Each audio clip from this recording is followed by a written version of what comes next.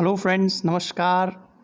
देखिए, last lecture जो है उसमें हमने कुछ क्वेश्चंस पूछे थे। सबसे पहले मैं उनको डिस्कस कर लेता हूँ, है ना। जो 4 मई के क्वेश्चन पूछे थे, तो इन्होंने जवाब दिया है कि जो वर्तमान में जो स्पीकर हैं भारत के, जो लोकसभा के स्पीकर हैं, वो ओम बिरला हैं, जो कि कोटा से सांसद हैं। आपको ये बात पता होगी। और प्रोटेम स्पीकर जो बने थे इस सरकार में, जब सरकार आई थी तो कुछ दिनों के लिए तो वो थे वीरेंद्र कुमार। देखिए, प्रोटेम स्पीकर हमेशा वो होते हैं जो हैं सबसे ज़्यादा बुजुर्ग व्यक्ति जो होते हैं, सबसे ज़्यादा ओल्ड एज जो व्यक्ति होते हैं नॉर्मली वो, या फिर जो है सबसे लंबे समय तक के लिए जो सांसद रहे हो। लेकिन प्रेफरेबली सबसे बुजुर्ग जो व्यक्ति हैं हमारे संसद में, उन्हीं को लोकसभा का स्पीकर बनाया जाता है, प्रोटेम स्पीकर। बाद में एक चुनाव प्रक्रिया के तहत जो है फाइनली स्पीकर का चुनाव होता है, और ओम बिरला वर्तमान में ये है। तो ये करंट अफेयर का एक क्वेश्चन आपको कवर हो गया, है ना। ओम बिरला जो है, आपने देखा होगा आज की तारीख में जो दोनों अध्यक्ष हैं, चाहे वह लोकसभा या राज्यसभा के, बड़े स्ट्रिक्ट अध्यक्ष हैं। क्या आप मुझे कमेंट बॉक्स में बताइए, क्या आप कभी भी पार्लियामेंट की जो पूरी बैठक होती है उसको आप कभी देखते हैं लगातार? तो आप देखेंगे ओम बिरला जी जो है बहुत स्ट्रिक्ट जो है स्पीकर के तौर पे काम करते हैं। वो किसी को भी जो है ना बहुत ही कंट्रोल मैनर्ड में, है ना, कोई भी ज़्यादा प्रोटेस्ट नहीं कर पाता अंदर। वरना पिछले दिनों में तो बार बार सरकार में जो है ना, कभी कोई आंदोलन कर रहा है, कभी कोई प्रोटेस्ट कर रहा है संसद में, और उसके कारण स्थगित करना पड़ता था। लेकिन ओम बिरला जो है सख्त कदम जो है उनके खिलाफ, एमपीज़ के खिलाफ ले लेते हैं। तो इसलिए बहुत अच्छा कार्यकाल चल रहा है उनका। देखिए, अगला जो क्वेश्चन है वो मैंने आपसे एक और क्वेश्चन पूछा था, है ना। एक और मैंने क्या क्वेश्चन पूछा था आपसे कि जो 17th लोकसभा जो कि वर्तमान में चल रही है ना, ये वर्तमान में ये लोकसभा चल रही है, कंट्रोलर एंड ऑडिटर जनरल, मैंने पूछा था कि वर्तमान में कौन चल रहे हैं। बिल्कुल करेक्ट आंसर है ना। इंडिया में वो राजीव महर्षि चल रहे हैं। और आर्टिकल जो है, किस आर्टिकल में दिया हुआ, 148 से 151 में दिया, और ये भाग 5 में, हमारे संविधान के भाग 5 में इसके बारे में वर्णन किया हुआ है ना।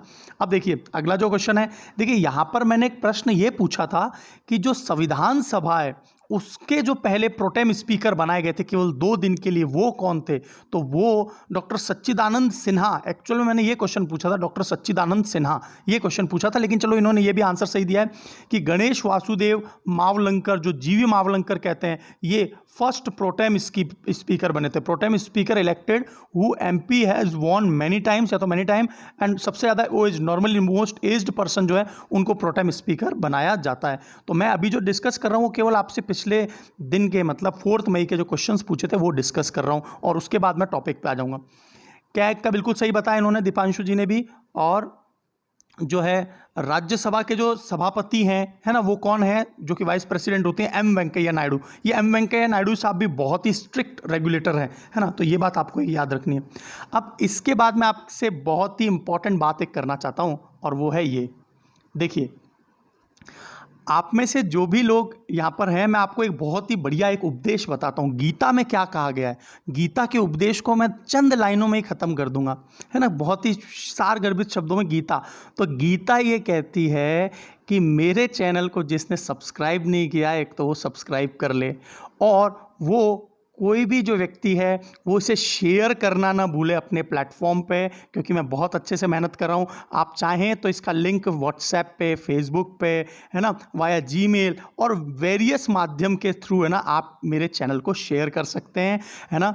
और बहुत ही सिंसियर स्टूडेंट को शेयर कर रहे हैं। You will enjoy. जैसे जैसे क्लासेस आगे बढ़ती जाएंगी वैसे वैसे मैं लेवल भी अप करता जाऊँगा, तो आपका कंप्लीट डेप्थ क्लियर हो जाएगा। तो बस गीता में यही कहा गया है। गीता में श्री कृष्ण ने अर्जुन, अर्थात आप लोग जो गांडीवधारी अर्जुन हैं, और जो रानी लक्ष्मीबाई हैं सारी की सारी, उनको केवल यही कहा है कि मेरे चैनल को शेयर कीजिए आप, और तथास्तु, और खुश रहिए, है ना। तो देखिए अब हम लोग मेन टॉपिक पे आ जाते हैं, है ना। जो 5 मई का जो टॉपिक है ना, उस पर आ जाते हैं। ठीक है जी। तो देखिए तो आज हम लोग 5 मई के चैप्टर को जो है सेक्शन को स्टार्ट करने जा रहे हैं करंट अफेयर के। तो 5 मई में देखिए सबसे पहला जो टॉपिक आ रहा है, हम हार नहीं मानेंगे नाम का एक गाना निकाला है, और ये किसने जारी किया? तो याद रखना, ये HDFC बैंक ने जारी किया है। तो इस गाने के हम हार नहीं मानेंगे, इसके बोल किसने दिए हैं? प्रसून जोशी ने। देखो, आपको पता होना चाहिए कि पीयूष पांडे और प्रसून जोशी जो है ना, वो एडवर्टाइजिंग किंग माने जाते हैं। एडवर्टाइजिंग जो इंडस्ट्री है उसके बहुत ही भयंकर रूप से ये काम करते हैं, और बहुत अच्छे अच्छे जो एडवर्टाइजमेंट देखते हैं ना हम लोग सीरियल, धारावाहिक या मूवीज़ के बीच में, ये प्रसून जोशी और, है ना, पीयूष पांडे, बहुत नामी गिरामी हस्ती है हमारे एडवर्टाइजिंग इंडस्ट्री के। और इसका जो संगीत दिया है वो हमारे ए आर रहमान साहब ने दिया है और इनको ऑस्कर पुरस्कार भी मिला हुआ है। तो आप मुझे बताइए इनको किसके लिए ऑस्कर पुरस्कार दिया गया था, ए आर रहमान साहब को, है ना।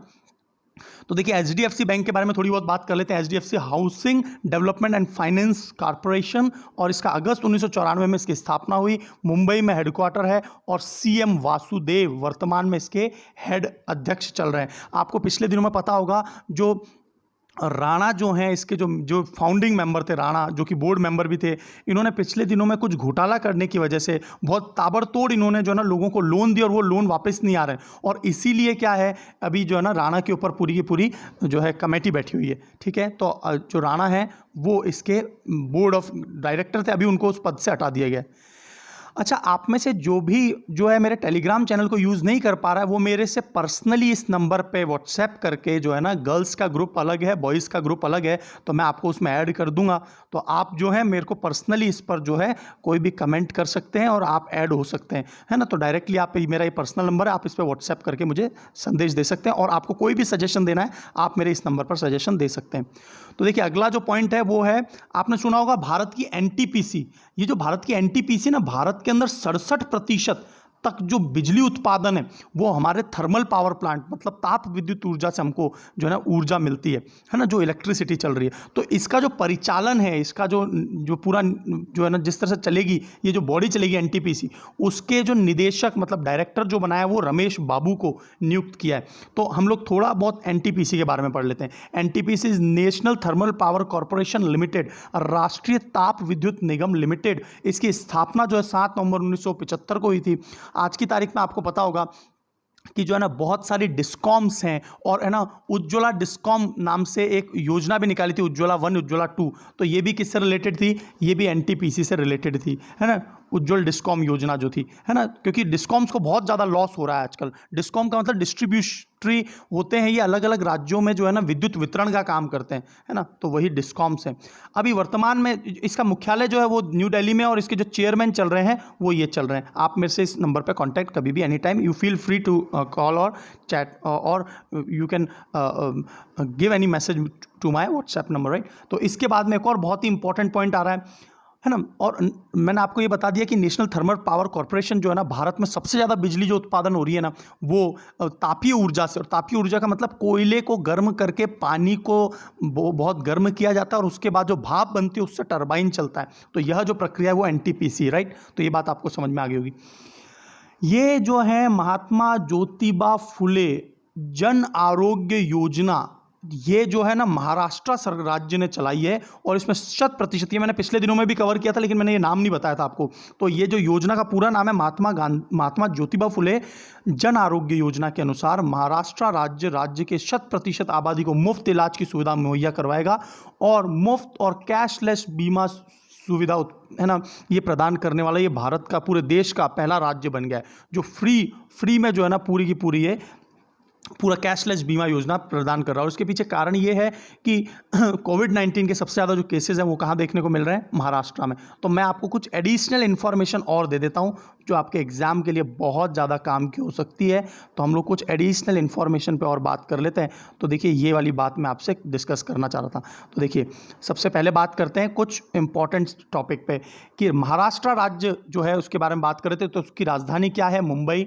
मुख्यमंत्री कौन है, उद्धव ठाकरे जो कि शिवसेना पार्टी के हैं। गवर्नर कौन है, भगत सिंह कोश्यारी। ये भगत सिंह कोश्यारी पिछले दिनों में बड़ी कॉन्स्टिट्यूशनल क्राइसिस चल रहा था, है ना, आपको पता होगा। उद्धव ठाकरे को फाइनली अलाउ कर दिया, 9 सीटों के ऊपर चुनाव होंगे, क्योंकि उद्धव ठाकरे जो है ना वो जो है किसी भी सीट से चुनकर नहीं आए थे, तो उनको 6 महीने के अंदर अंदर जो है ना चुनाव लड़के जीतना पड़ेगा, ये मजबूरी होती है। तो नवंबर में चुनाव हुए थे महाराष्ट्र जो है राज्य में, तो अब उनको जो है मई तक जो है उनको किसी ना किसी एक क्षेत्र से, चाहे वह वहाँ की विधान परिषद है या विधानसभा है, वहाँ से उनको जो है ना चुनकर आना होगा, तभी जो है ना वो कंटिन्यू कर पाएंगे अपना चीफ मिनिस्टरशिप, राइट। तो महाराष्ट्र का जो उच्च न्यायालय है वो मुंबई उच्च न्यायालय है, और यहाँ के जो है ये क्वेश्चन अभी हाल ही में बने, दीपांकर दत्ता जो है ये क्वेश्चन एग्जाम में आ सकता है, क्योंकि हाल ही में ये मुख्य न्यायाधीश बने यहाँ के दीपांकर दत्ता।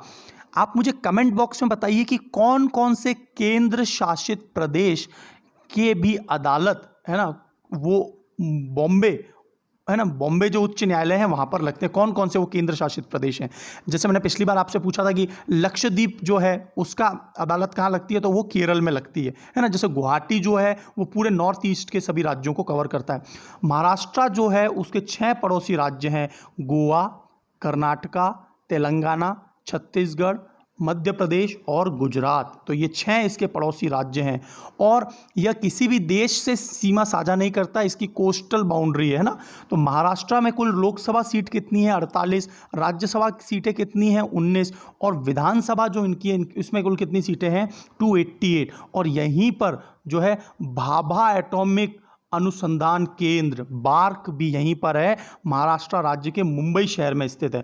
भारतीय रिजर्व बैंक है ना, ये बहुत इंपॉर्टेंट क्वेश्चन है। बहुत सारे बैंकों के मुख्यालय जो है, हेडक्वार्टर्स, वो भी मुंबई में है ना। तो भारतीय रिजर्व बैंक का, भारतीय स्टेट बैंक ऑफ इंडिया है ना, स्टेट बैंक का, बैंक ऑफ इंडिया का, central bank of India, union bank of India, axis bank, HDFC, RBI का तो आपको पता ही है यहाँ पर है, ICICI है ना, HDFC अभी थोड़ी देर पहले पढ़ाई था हमने, मुंबई में है। यस बैंक जो है, ये यस बैंक जो है ना, मैं माफ़ी चाहता हूँ, वो जो मैं राणा जो बोल गया था वो यस बैंक की बात थी, ये HDFC नहीं है।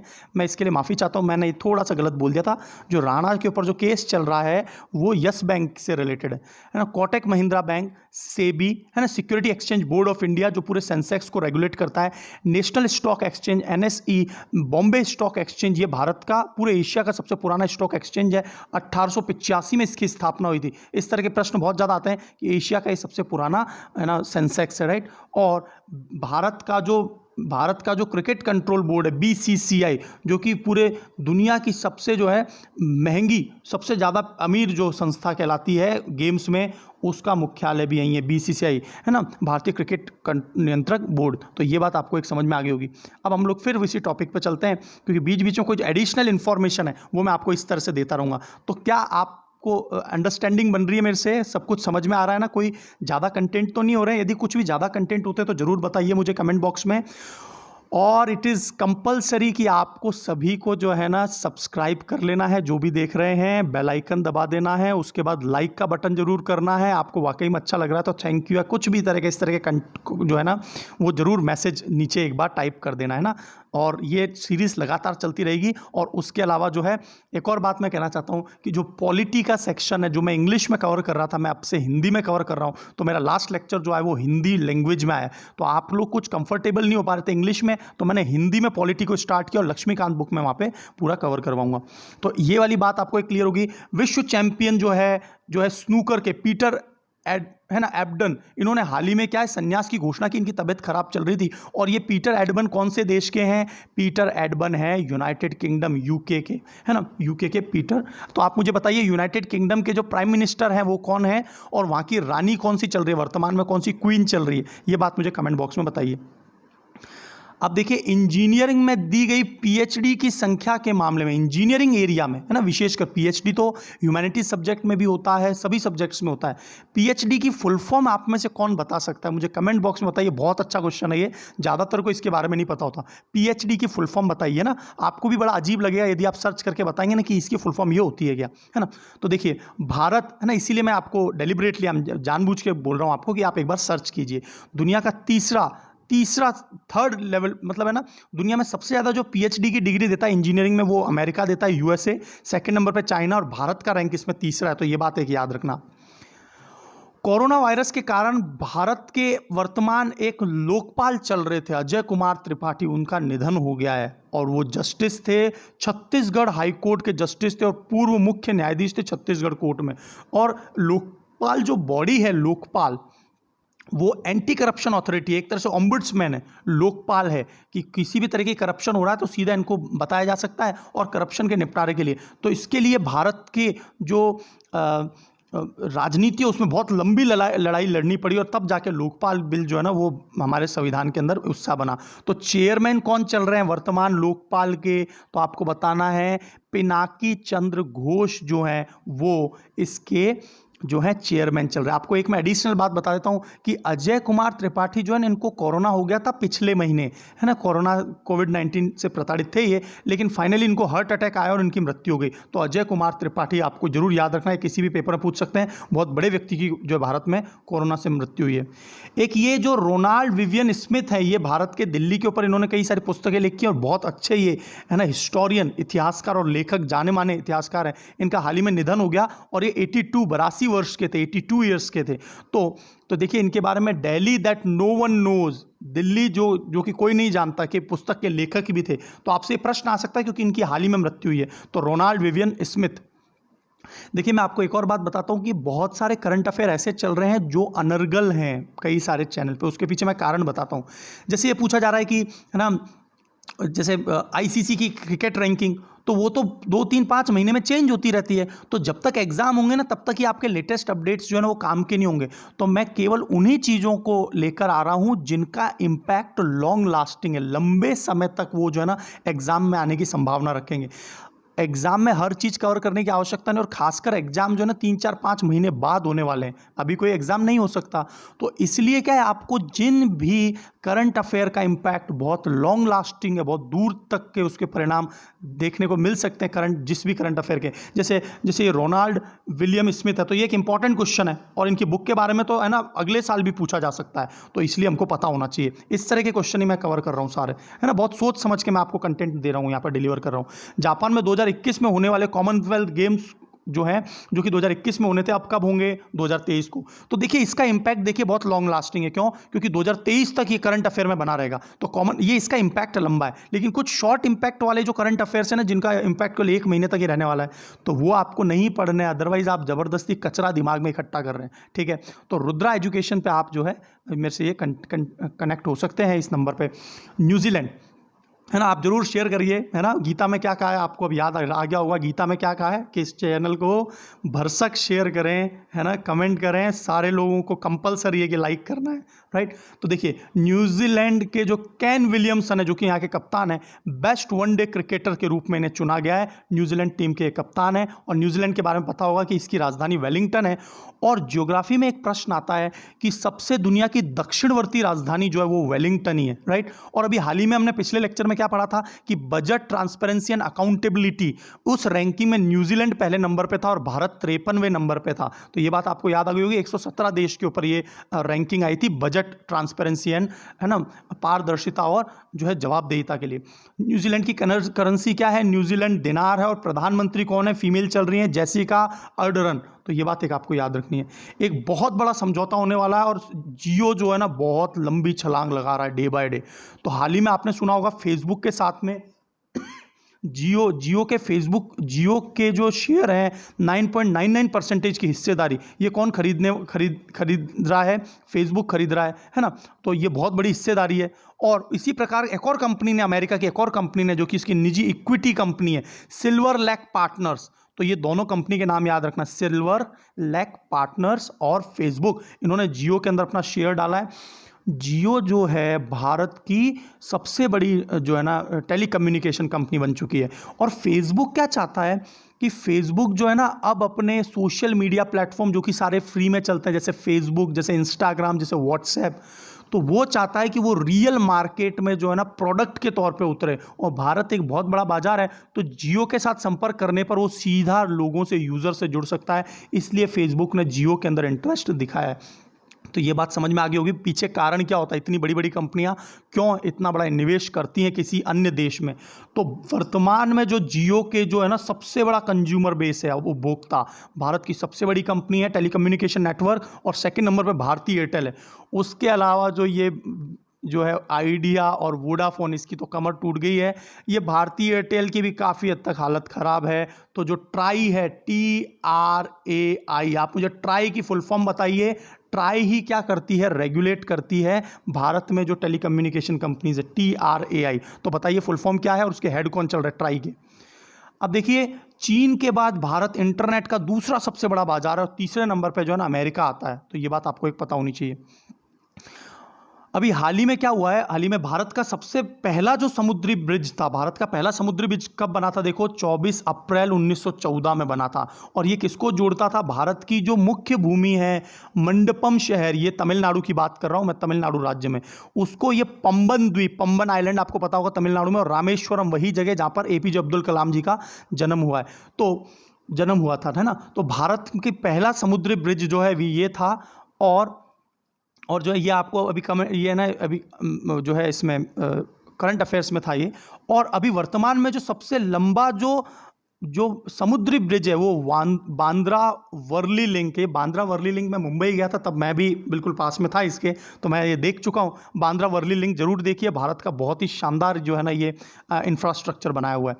तो यह भारत का सबसे लंबा पुल है। किस पर, किसकी बात कर रहे हैं? समुद्र का सबसे लंबा पुल बांद्रा वर्ली लिंक है, ये बांद्रा बैंड्रा जो मुंबई की बात कर रहे हैं, राइट।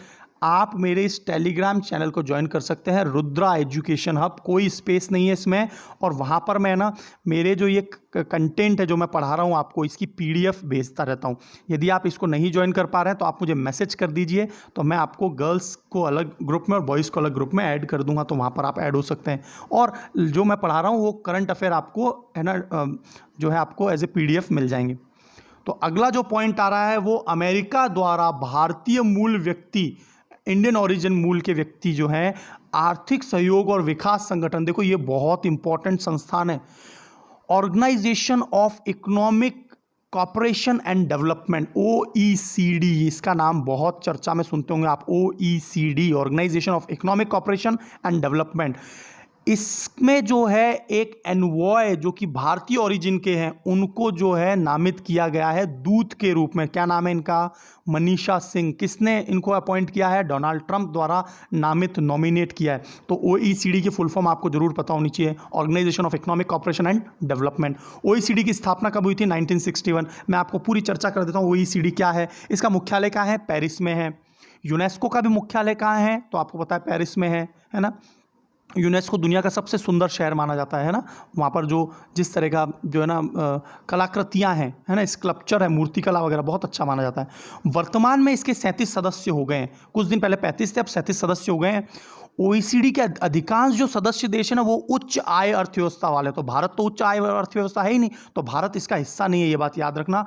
और जिनकी हाई ह्यूमन डेवलपमेंट इंडेक्स है, HDI की रैंकिंग बहुत अच्छी है, वही OECD में शामिल है, OECD देश में। और इसका कार्य क्या है? ये कार्य बहुत इंपॉर्टेंट है कि यह फोरम लोकतांत्रिक और बाजार अर्थव्यवस्था को मैनेज करने के लिए कटिबद्ध है, यह ना कमिटेड है कि इन देशों में जो डेमोक्रेसी है वो लगातार बनी रहे, देशों में सुव्यवस्था रहे, जो ये 37 देश हैं। और यह अर्थव्यवस्था की, अलग अलग अर्थव्यवस्थाओं की तुलना करता है, कंपैरिजन करता है, नीतियों की तुलना करता है कि वहाँ पर कैसी पॉलिसीज बन रही हैं। यदि कोई एक देश अच्छी पॉलिसी बनाता है तो दूसरा देश भी उसको कॉपी कर सके, ताकि उनमें एक अच्छा सामंजस्य, तारतम्य या कोऑर्डिनेशन बैठ सके, इस पर भी। और कई प्रकार के इकोनॉमिक हल भी निकालता है, और आपस में good practices, coordinated domestic and international policies, मतलब आपस में बहुत ही कोऑर्डिनेटेड और अंतर्राष्ट्रीय पॉलिसी बने इसके मेंबर देशों में, ये इसका उद्देश्य है। तो OECD है ना बहुत ही इंपॉर्टेंट संस्थान है, organisation of economic and organisation of economic cooperation and development, right.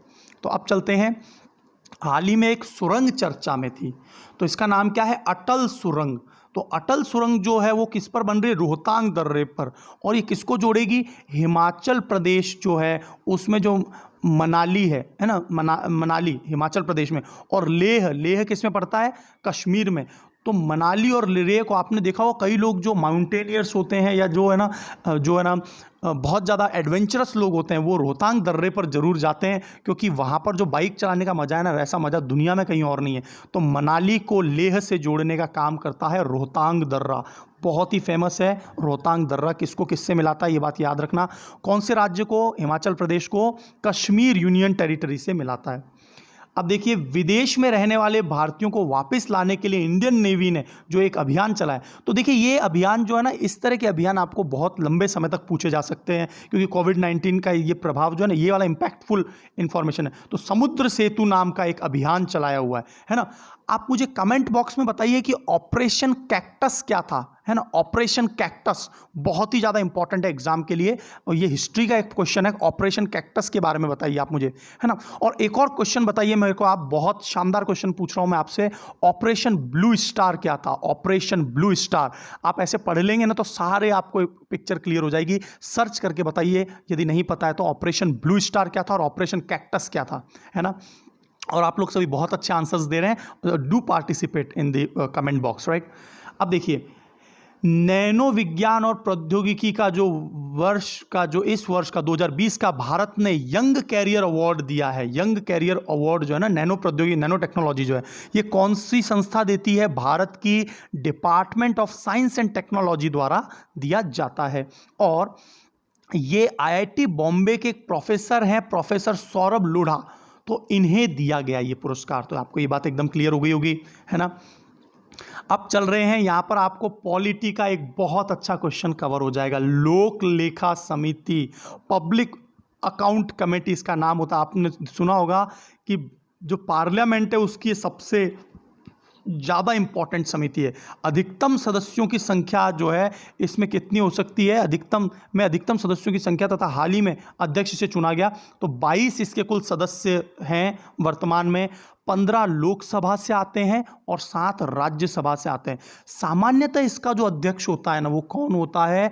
जो अपोजिशन पार्टी का होता है, ताकि क्या हो सके कि जो प्रेजेंट में जैसे बीजेपी गवर्नमेंट चल रही है तो उसके अपोजिशन कौन है? कांग्रेस। तो कांग्रेस का अध्यक्ष होगा, ताकि वो है ना इस पर नजर रख सके। यह क्या हो गया? एक तरह की जवाबदेहिता हो गई, ताकि वो है ना इनके ऊपर कुछ भी, वरना तो अभी कौन चल रहे हैं?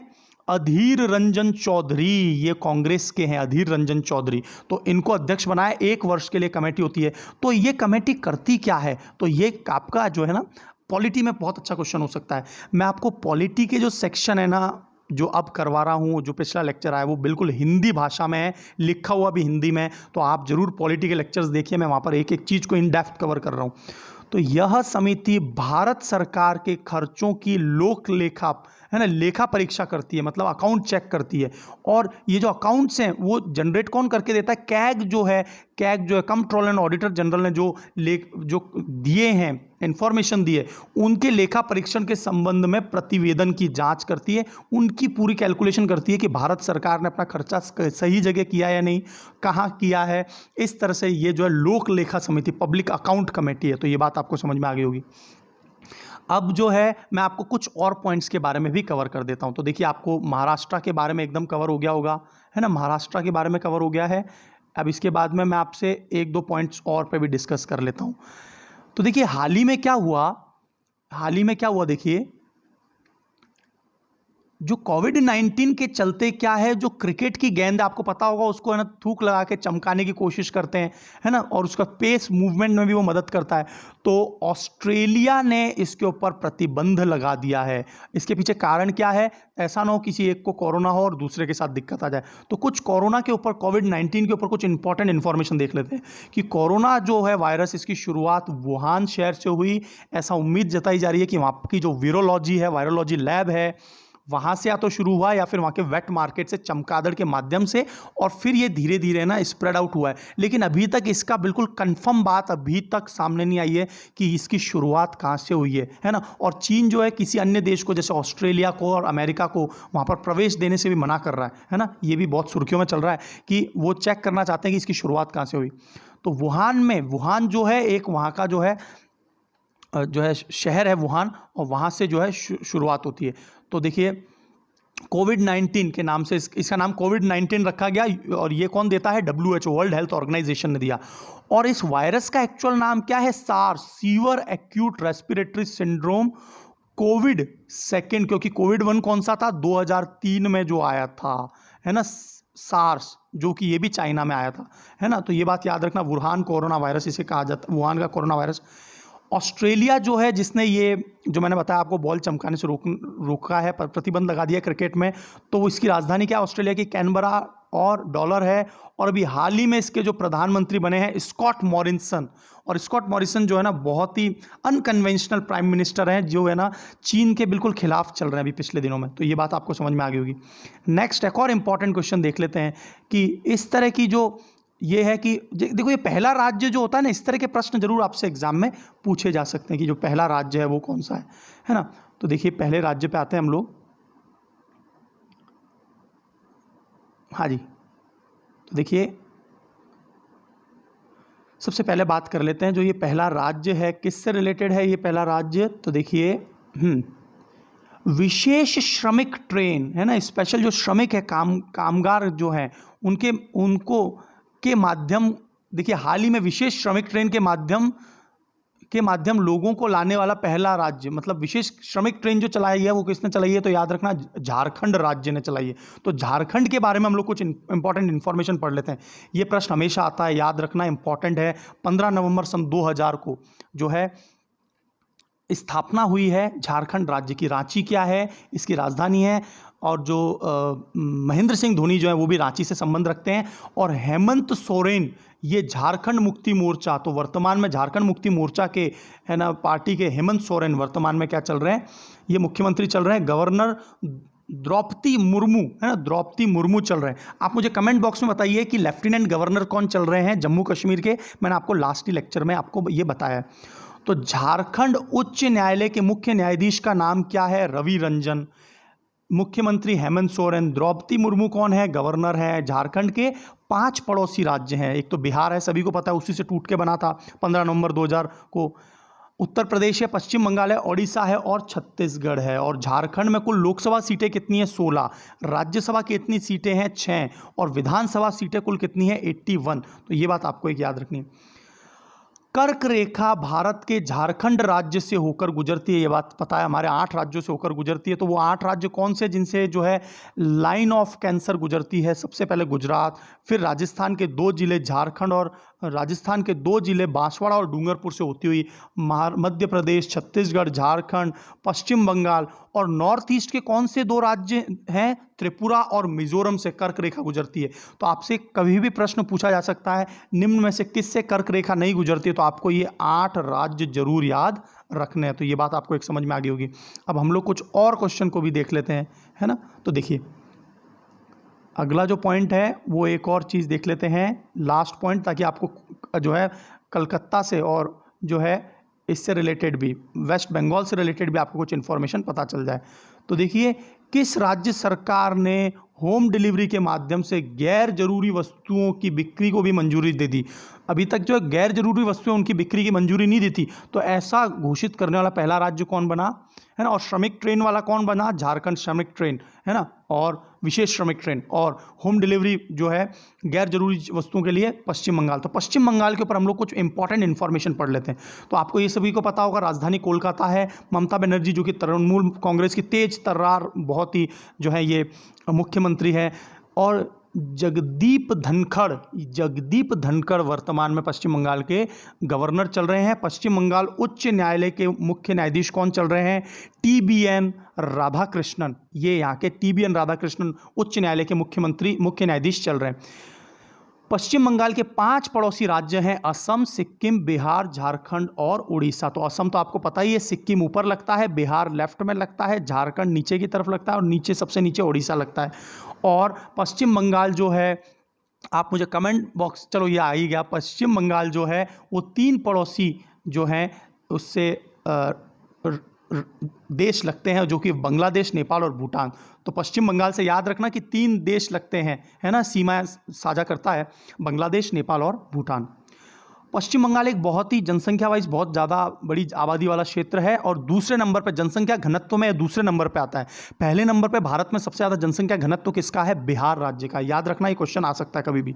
और 42 सीटें हैं पश्चिम बंगाल में और राज्यसभा में कुल 16 सीटें और विधानसभा में कुल 295 सीटें, राइट। तो दुनिया का सबसे बड़ा डेल्टा जो सुंदरवन डेल्टा कहलाता है, यहाँ पर सुंदरी नाम के वृक्ष पाए जाते हैं, है ना। तो ये गंगा ब्रह्मपुत्र का जो डेल्टा है दुनिया का सबसे बड़ा डेल्टा है ना। तो ये बात एक आपको जरूर याद रखनी है ना। कुछ और पॉइंट्स और देख लेते हैं।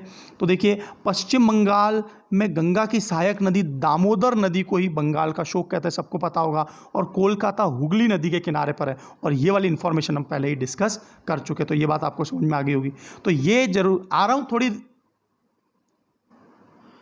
तो देखिए वापस एक बार मैं बता रहा हूं कि जो गीता है उसमें क्या कहा गया है, तो आपको जरूर याद रखना है, डू शेयर यदि आपको वाकई में अच्छा लग रहा है तो, है ना। और इसके बाद में लास्ट 2 पॉइंट्स रह रहे हैं हमारे सेक्शन के, तो उस पर चर्चा कर लेते हैं, है ना। तो देखिए लास्ट 2 पॉइंट क्या हैं आज की चर्चा के, तो देखिए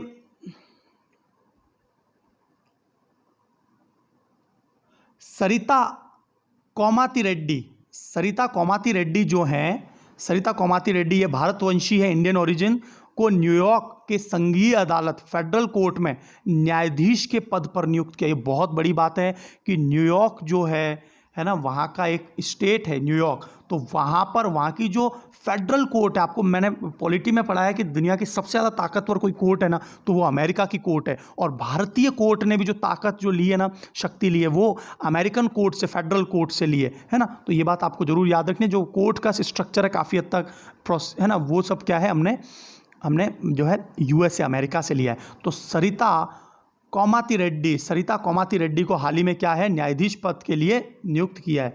अगला लास्ट जो पॉइंट है वो है यूनाइटेड अगेंस्ट कोविड-19। तो कोविड-19 के लिए हम लोग यूनाइटेड होंगे। 2020 में इसका आयोजन किया गया। आपको बहुत ही जानकर हैरानी होगी, आज तक ऐसे कोई प्रधानमंत्री नहीं हुए हैं जिन्होंने नॉन अलाइंड जो सर ये नैम नहीं है, ये नैन है, NAN, ये मैंने गलती से लिख दिया। तो नॉन अलाइंड जो नेशन है, जो किसी भी गुट के भाग नहीं है ना, तो जब शीत युद्ध चल रहा था उस समय पर कुछ देश USA के साथ गए, कुछ देश USSR के साथ गए। भारत और कुछ चुनिंदा देशों ने मिलकर ये घोषणा की कि जो है हम किसी भी देश के साथ नहीं रहेंगे, और इस तरह के देशों को बोला नैम, नॉन अलाइंड नेशन। ये एन है, राइट, ये एन है, सुधार लेना इसको, है ना। तो अजरबैजान जो है, अजरबैजान के जो राष्ट्रपति हैं इल्हाम अलीयेव, इन्होंने अभी हाल ही में जो है ना एक कॉन्फ्रेंस करी, जो कि वर्चुअल कॉन्फ्रेंस थी, है ना, क्योंकि आजकल कोई भी देश के राष्ट्राध्यक्ष एक देश और दूसरे देश में तो जा ही नहीं रहे। तो 2014 के बाद जब से नरेंद्र मोदी जी आए हैं, ये पहली बार है कि नरेंद्र मोदी ने जो है ना इस जो मीटिंग में जो है हिस्सा लिया। इससे पहले नरेंद्र मोदी जी नॉर्मली जो है ना वाइस प्रेसिडेंट साहब को नैम के लिए ना भेज देते थे। तो इस बार पहली बार ऐसा है कि नरेंद्र मोदी जी जो है इस कॉन्फ्रेंस में इन्होंने भाग लिया है, ठीक है। तो ये बात आपको, भारत के प्रधानमंत्री नरेंद्र मोदी जी ने हिस्सा लिया 2014 की शपथ के बाद, पहली बार ऐसा हुआ है कि मोदी जी ने इसमें भाग लिया है। और जो नैन देश हैं, नॉन अलाइंड नेशन, जो गुट निरपेक्ष देश हैं, वो सबसे पहली बार 1961 में बेलग्रेड के सम्मेलन में इकट्ठे हुए थे, जहां पर भारत के जवाहरलाल नेहरू, ये जो प्रश्न है बहुत ज़्यादा क्वेश्चन पूछा जाता है नॉन अलाइंड नेशन पे, कि जवाहरलाल नेहरू इसके प्रणेता थे, इसको शुरुआत करने वाले। अब्दुल नासिर जो हैं ये मिस्र देश के हैं। सुकर्णो, आप मुझे कमेंट बॉक्स में बताइए सुकर्णो कौन से देश के हैं। और मार्शल टीटो ये युगोस्लाविया के हैं। वर्तमान में जो है ना वो नैन के अंदर कुल 120 देश हैं, और मार्शल टीटो युगोस्लाविया के थे। वर्तमान में युगोस्लाविया देश एग्जिस्ट नहीं करता है, डिसइंटीग्रेट हो गया है। तो इस तरह से आपको जो है लगातार मैं आपको करंट अफेयर प्रोवाइड कराता रहूँगा। Wish you all the best, God bless you all.